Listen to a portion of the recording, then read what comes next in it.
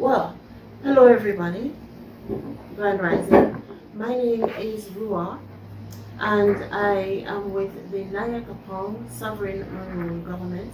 And today we're going to talk about the UN ILO. A lot of persons, when they come in for the documentation, they want to know what their rights are as indigenous native persons.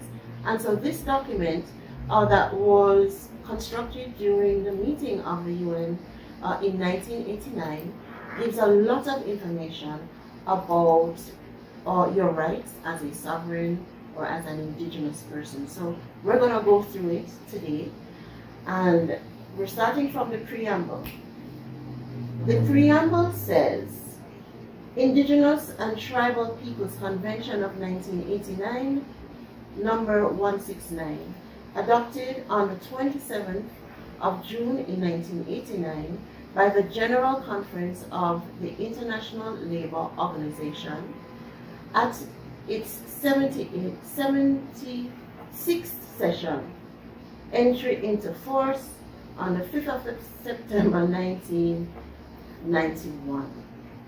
I'm going to put on my glasses because I think I need to make sure that I'm reading this thing accurately. Alright, so the General Conference of the International Labour Organization, having been convened at Geneva by the governing body of the International Labour Office, and having met in its 76th session on June 7, 1989, and noting the international standards contained in the Indigenous and Tribal Populations Convention and Recommendation of 1957. You know, it's important to note here, from 1957, there existed a document that covered the rights of indigenous and tribal populations. Fast forward into 1989, when this set of articles were agreed upon. And so you can find this information by just Googling UN ILO 169, and you can go through it for yourself. I am not going to go through the entire preamble, but we're going to fast forward now to article number 1. Article 1. This convention applies to A. Tribal peoples in independent countries whose social, cultural, and economic conditions distinguish them from other sections of the national community, and whose status is regulated wholly or partly by their own customs and traditions, or by special laws and regulations. You wonder if you fall into this category? As an example, our Maroon communities, or any native or indigenous persons that you may be aware of, fall into this category. B.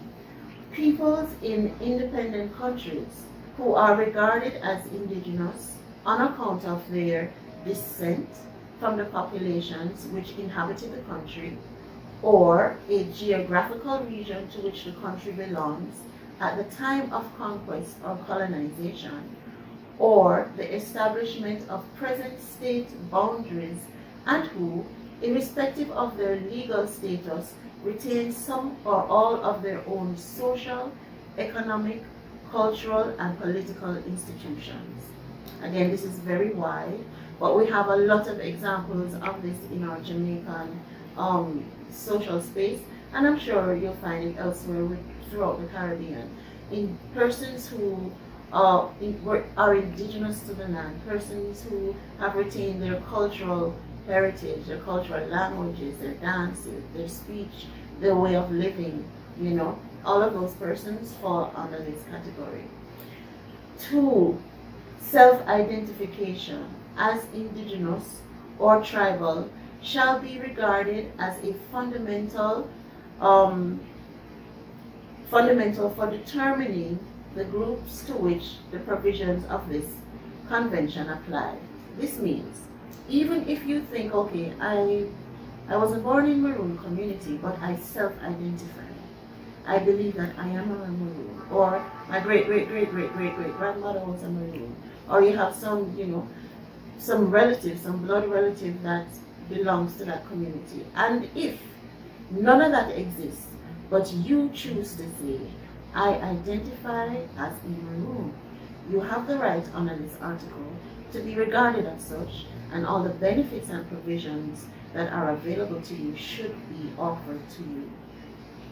All right.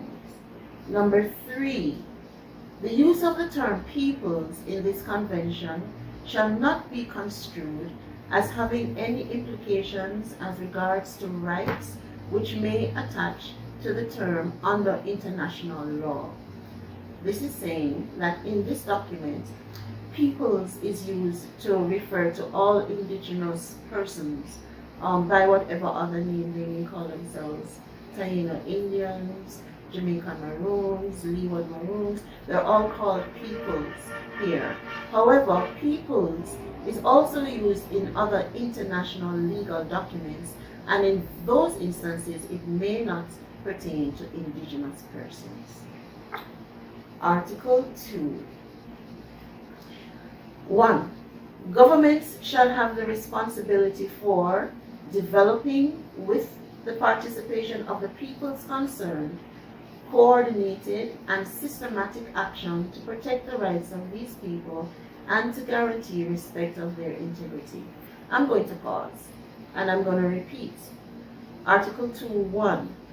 Governments shall have the responsibility for developing, with the participation of these people, coordinated, systematic action to protect the rights of these people and to guarantee respect for their integrity.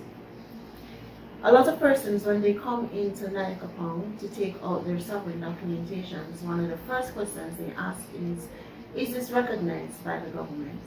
In Article 2, number 1 of the UN ILO, it is the responsibility of governments to assist in the developing and with coordination with Nyan and other such organizations to establish systematic procedures that help persons understand their rights as indigenous persons. This is very important. 2. Such action shall include measures for A. Ensuring that members of these peoples benefit on equal footing from the rights and opportunities which national laws and regulations grant to other members of the population. It means then that our IDs should be recognized.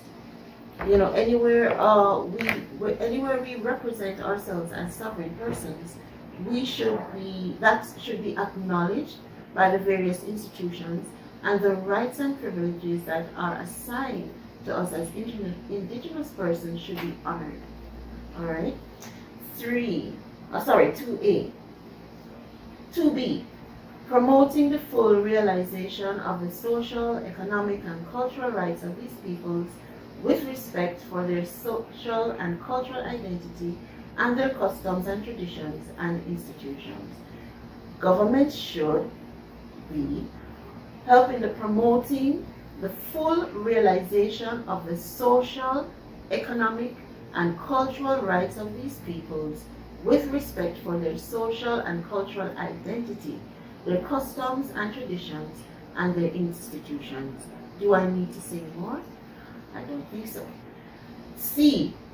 Governments should assist the members of these peoples concerned to eliminate social economic gaps that may exist between indigenous and other members of the national community in a manner compatible with their aspirations and ways of life. And I'm going to pause there. We have gone through a lot today. I am going to encourage you to Google the UN ILO 169 and go through it for yourselves.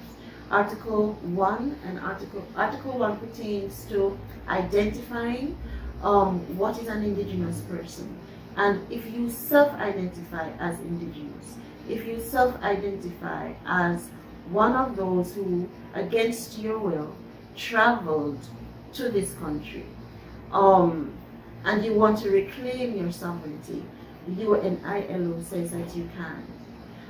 The government, the Nyan Sovereign Maroon government, is offering persons globally the opportunity to self-identify and reclaim their sovereign status by accessing their sovereign documentation.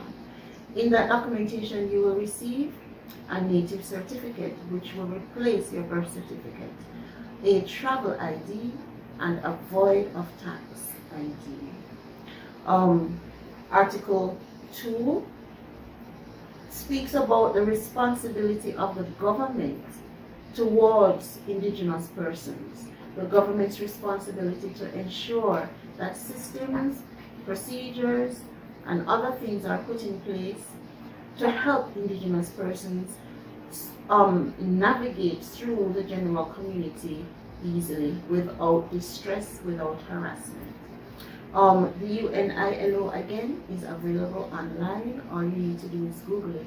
When next we meet, we'll be going further into the ILO, talking about more things that need to be done and some more of the rights that belong to indigenous peoples. If you are one of those who want to become sovereign, you can find our offices at 96 Constant Spring Road, or you can call us at 876-669-3330, and one of our office persons will help you. Until next time, I am Rua. Stay indigenous and become sovereign. Bye.